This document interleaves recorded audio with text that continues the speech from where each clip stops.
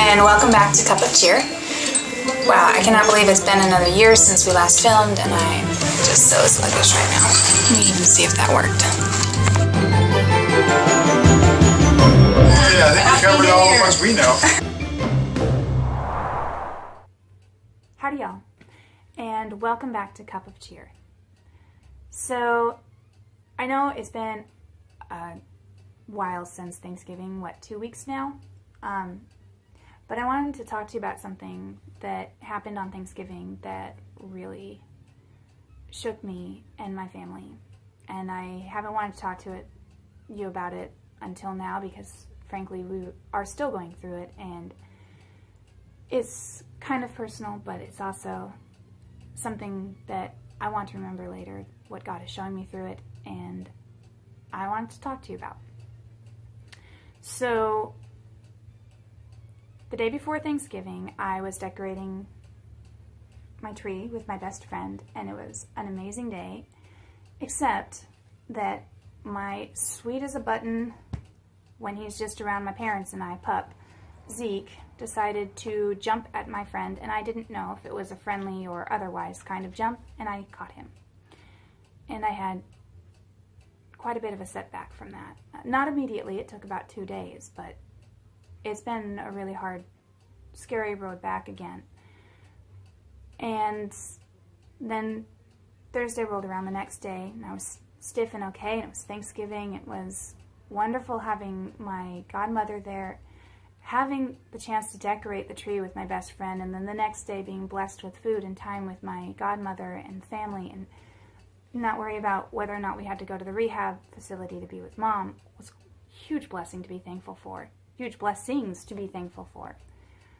And I was filled with this gratitude and this joy at this time of year. Even, some things I was being a little bit selfish of, but I was really striving towards seeing all these amazing things to be grateful for, and thinking about my series of I am able because I am is able.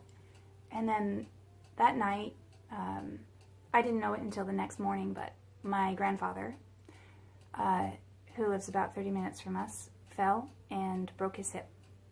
Yes, this has not been a good year for my family and falls. We learned pretty much the next morning when we woke up that my grandfather was in the hospital and would have to have hip surgery. He's 93 years old, and we didn't know if he would survive the surgery or not, or what that would mean for him and for us, and our world kind of was spinning, and suddenly all those thoughts of thankfulness turned to, God, why? Why this? It wasn't a pity party thing, like, why me, God? It was just, why this? Why so many things this year? And God, haven't you had enough with us? What more can this, what more can we learn from this that we haven't learned already? And I was sitting there worrying about my grandpa and wondering why another thing. And letting that steal my gratitude, I sat and my floor started writing about,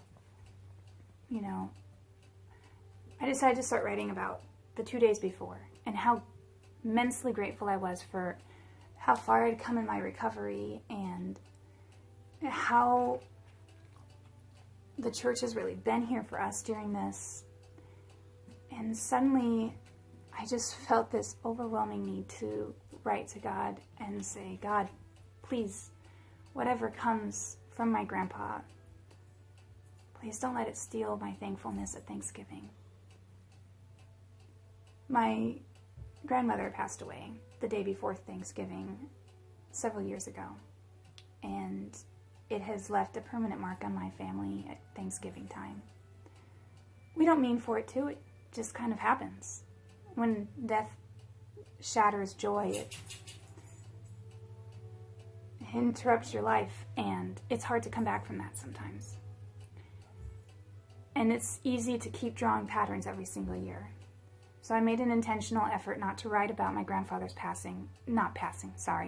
falling on my social media so I wouldn't have to hear about it year after year after year on the day that it happened, should anything have happened during the surgery. And I started writing out my cries of, Lord, how can I still be thankful? How can I still have joy in this time of uncertainty? Hi, Lola. So why am I saying all this? Well, because it's easy when something shocking comes in to suddenly see that as the biggest focus, because it's right there, and it's hard to see the joy that was there just 5 seconds ago when the world shatters out from underneath you. But it's my sincere prayer this Christmas season, this time of thankfulness, that now that we've finished eating our turkey and some of us have already decorated our tree, sit down, Lola, and we've spent time with our family, thanking God for everything that we have. Yes, that we have, like you doggies, huh? I sincerely pray that we can also, going into the Christmas season and thinking of all the things that we might get, not lose the joy and the sincere heart of thankfulness that we just finished pouring out, of thankfulness for that we do have. This season is kind of weird being so close together, Thanksgiving and Christmas. On Thanksgiving, we gather with our family and we say, thank you, Lord, for everything you have blessed us for this year, for everything we already have in our midst.